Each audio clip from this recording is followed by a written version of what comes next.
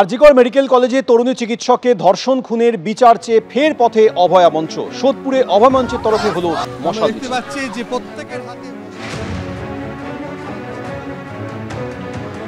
আরজিকরে চিকিৎসকের হত্যাকাণ্ডের প্রতিবাদে মশাল মিছিল, বিচারের দাবিতে মশাল মিছিল এই মুহূর্তে এগিয়ে আসছে। আমরা দেখতে পাচ্ছি যে প্রত্যেকের হাতে মশাল রয়েছে, সেই মশাল মিছিল ক্রমশ এগিয়ে আসছে। একাধিক কর্মসূচি রয়েছে, বিচার ছিনিয়ে আনা হবে এবং বিচারের দাবিতে আবার রাজপথে উই ওয়ান্ট জাস্টিস স্লোগান এবং মশাল মিছিল। প্রত্যেকের হাতে মশাল এবং মশাল নিয়ে তারা এগিয়ে চলেছে এবং তারা একটাই বক্তব্য, বিচার দিতে হবে। আর এই বিচারের দাবিতে এই মুহূর্তে মশাল মিছিল চলছে। ক্যামেরায় প্রবীরদের সঙ্গে সমীরণ পাল, এবিপি আনন্দ, উত্তর 24 পরগনা। অভয়া মঞ্চের তরফে আজ সোদপুরে মশাল মিছিলের আয়োজন করা হয়। 9 আগস্ট আরজিকর কাণ্ডের 1 বছর পূর্তি, তার আগে ফের বিচারের দাবিতে পথে নামলো আন্দোলনকারীরা। অভয়ার মা বাবা এখনো সিবিআই তদন্তে অসন্তুষ্ট, কি বলছেন শুনুন। 21শে জুলাই যে শহীদ দিবস আছে, সেখানে আমাদের স্বাস্থ্যমন্ত্রী হিসেবে ব্যর্থ। আমার মেয়েকে শহীদ করেছেন ওনারা, খুন করেছেন আমার মেয়েকে। এই অভয়ার নামে ওনারা কতটা কথা বলেন সেটা আমরা একটু দেখার জন্য প্রস্তুত আছি। যে সিবিআই আমরা চাইনি, হাইকোর্ট সিবিআইকে ভালো মনে করে কেসটা সিবিআইকে সঁপেছিল এবং কলকাতা পুলিশকে হাইকোর্ট এতটুকু বিশ্বাস করেনি এবং সুপ্রিম কোর্টের বিচারপতি কোর্টের মধ্যে বসে বলেছেন ওনার 30 বছর কর্মজীবনে এই রকম তদন্ত উনি দেখেননি। এরপরে যদি কুণাল ঘোষ বা ওই তৃণমূল রাজনীতি দল সেটাকে ফলাও করে প্রচার করার চেষ্টা করে যে একমাত্র সঞ্জয় অপরাধী, তাহলে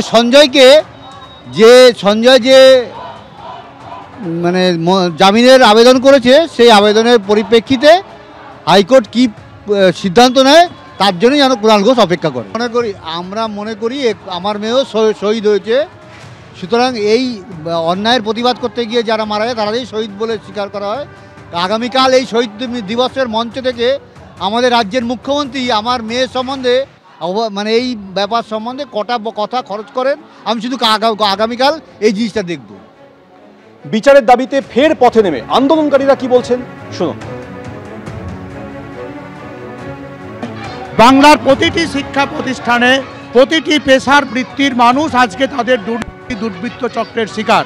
বাংলার 100-র বেশি মেয়ে আরজিকরের পর থেকে অত্যাচারিত, অনেকে তারা হচ্ছে নৃশংসভাবে হত্যা করা হয়েছে।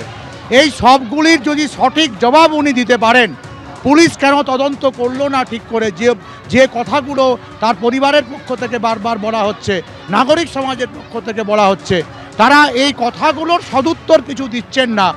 শুধু যারা ওনারা আক্রমণ করছেন, যারা হচ্ছে যে বিচার চাইছে সাধারণ মানুষ, নাগরিক সমাজের অংশ যারা অত্যাচারিত, তাদের প্রশ্নগুলির উত্তর না দিয়ে উনি তাদেরকে আক্রমণ করছেন। এটা দীর্ঘদিন করছেন। কে কোথায় আন্দোলনের নামে কিউআর কোডে টাকা তুলিয়েছে সেই প্রমাণ উনি দিন। আমরা যারা বিভিন্ন সংগঠন এই অভয়া আন্দোলনের জন্যে, রাস্তার লড়াই এবং আইনি লড়াইয়ের জন্যে যারা হচ্ছে যে আমাদের সদস্যদের কাছ থেকে যারা অর্থ নিয়েছিলাম, প্রত্যেকটি সংগঠন হচ্ছে যে তারা হচ্ছে যে তাদের হিসেব পেশ করেছে। কুণালবাবুরা আসলে সারা রাজ্যের যত মহিলা আছে তাদেরকেই অপমানটা করেছেন, আন্দোলনটাকে অপমান ওরা করছেন না।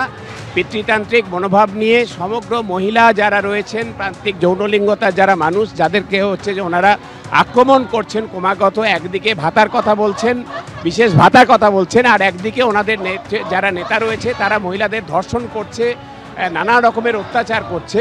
ফলে হচ্ছে যে এই আন্দোলনকে অপমান করা মানে রাজ্যের মহিলাদেরকে অপমান করা। বছরে আমাদের যে দ্রোহ, যে রাগ, যে অভয়া এখনো বিচার পাইনি, আমরা বিচার চাই বলেই আজও রাস্তায় আছি এবং থাকবো। তিলোত্তমা জাস্টিস চাইছি, তার খুনিদের বিচার চাইছি, ন্যায় বিচার চাইছি। তার জন্য আজ 1 বছর হতে চললো, এখনো সেই খুনিরা ধরা পড়লো না, তারা খুলে ঘুরে বেড়াচ্ছে। আমরা এই চাই, তার ন্যায় বিচারে আজও আমরা রাস্তায়।